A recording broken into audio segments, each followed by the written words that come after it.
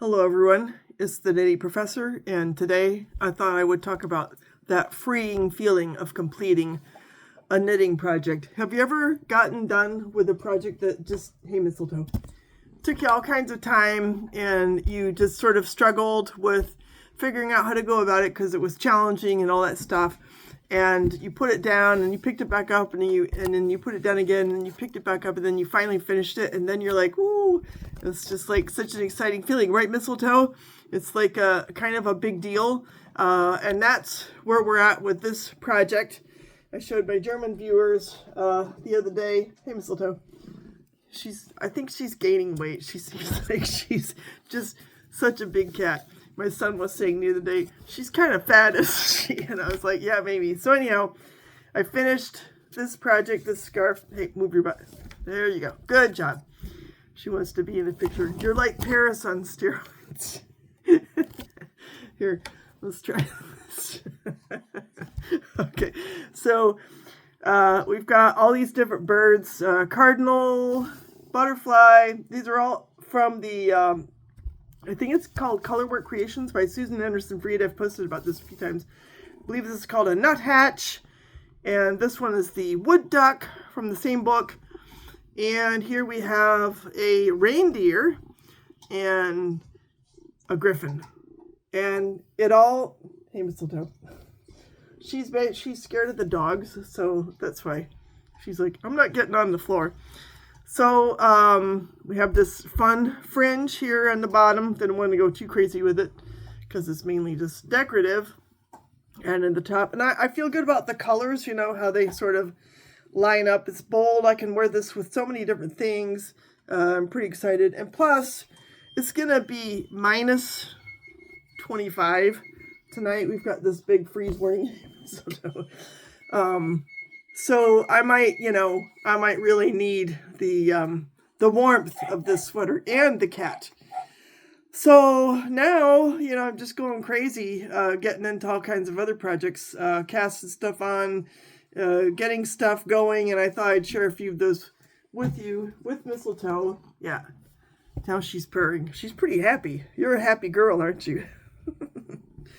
So let's see what we've got going. Well, I've been showing you my progress on this improv sweater with the brown sheep yarn, and I'm on to now. I've got this kind of little lion motif going. Maybe you can kind of make out that it has legs. I was working on this during the Super Bowl yesterday, and I like how these colors are lining up. I think it's going to be very colorful, but in a way that is harmonious.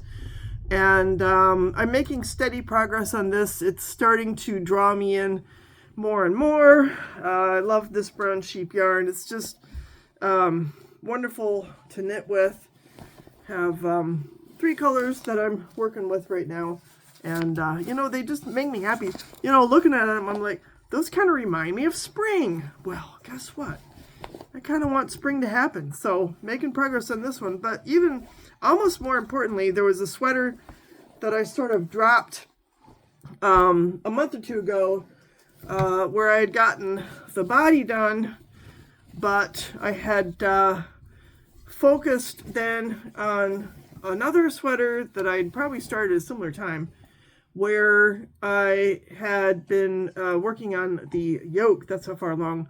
I do a lot of these bottom up sweaters. I started, my first sweater I ever made was an Icelandic one, and I need the needle stoppers, and I keep doing them because it's like, well, I understand how to make it. I have done a steek sweater, I've done a seam sweater, but I keep doing these bottom up ones. Plus I have really cool books. So this is I think it's a Norwegian garn. It's called Fritted's garn.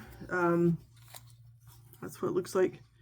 So I started this in the fall, and I was like, I finished my scarf, yay. I did the short row shaping in the back on this, so the body is done. You can see here how I have this one pattern for an Icelandic sweater that has you sort of omit or like not complete the row in the back and just go back 5 stitches and then go back and forth. So this is I'm trying to remember. It's like 180 80 stitches in the round, and I did the short row shaping over 80 stitches in the back. So that's where it ends here. You can kind of see. So I've got this taller part. So this will be the back, and then this will be the front. And this yarn is just so much fun. So not only did I accomplish that, I also just barely started a sleeve. So yeah, I started a sleeve. I had to go out and get my DPNs out because I just find it easier to deal with those. And I don't know, I might frog this because I'm thinking it might be a little large. I don't know, it prescribed 44 stitches, and I might redo it and go back and do like 36. I'll try a couple of different things there, because I'm not fond of having sweaters just sag all over the place. So, but in any case, even, you know, just finding out, well, I might not want to do this 44 stitches is progress, because then I can rip it out and I can do it better the second time around. So that's another thing that's like all of a sudden, ooh, I can work on all these other projects, and it's fun and it's exciting because I finished this one, right? Mistletoe. And so I've actually been also making progress on my socks, and I have this. Well, I've been making socks for years now, and I sort of have this fixed way of doing it. So here, we'll just try to work around you, Mistletoe. I use the sweet tomato heel, which means what I have to do is once I finish the foot, I divide the stitches into thirds, because so this is the front, and over these back 2/3 here, I will work the heel turn, the sweet tomato heel turn. So it's a bunch of like purling and knitting and purling and knitting. It's not like totally unlike other kinds of heel turns, but it's one that I memorize. I don't have to look at anything. I can do this heel turn anywhere now, the sweet tomato. So just to get this sock to the point where, ooh, I can turn the heel was kind of a victory. I just love this yarn. This is the Laughing Cat. I bought it partly because of the label, but also partly because it's got alpaca in it. So it's, I think it's 60% merino, 20% alpaca, and 20% nylon. So that was kind of a victory. And on another sock that interestingly also has alpaca in it, I'll show you that. This bag's a little small. I can't even close it with that in it. But that's fine. I can find a bigger bag. This is a bigger bag. I was actually working on this today earlier. This one has the heel completed. Get this yarn out of the way. So yay. Still got some extraneous strands hanging on there.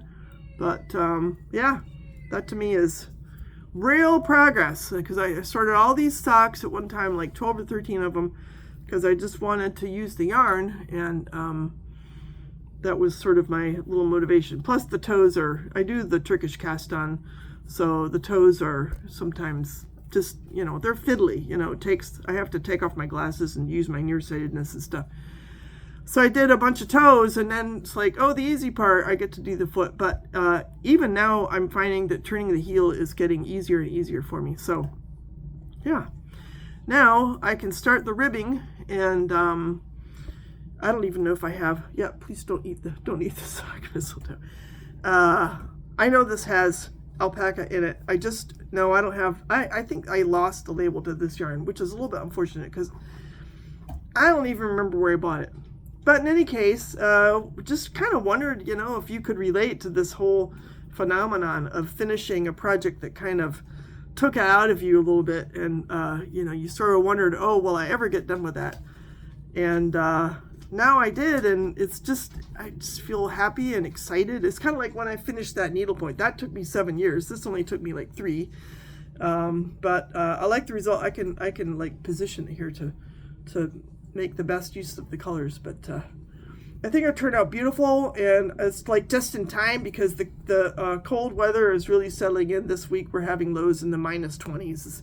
It's It's insane. I have to, in fact, I need to go back outside. I should wear this. I can go out there and plug in my truck, because otherwise I won't be able to start it in the morning, or at least it'll complain. So I have to get my son to work. But in any case, let me know if you can identify, maybe have just a quick little vignette of a tale of something that, you know, was really hard for you to finish, and when you did, you were just, woo, it's so exciting. So I see my son coming up here. That means the dogs are going to go nuts in just a minute. So Mistletoe and I are going to sign off, and we'll see you soon. Take care. Bye.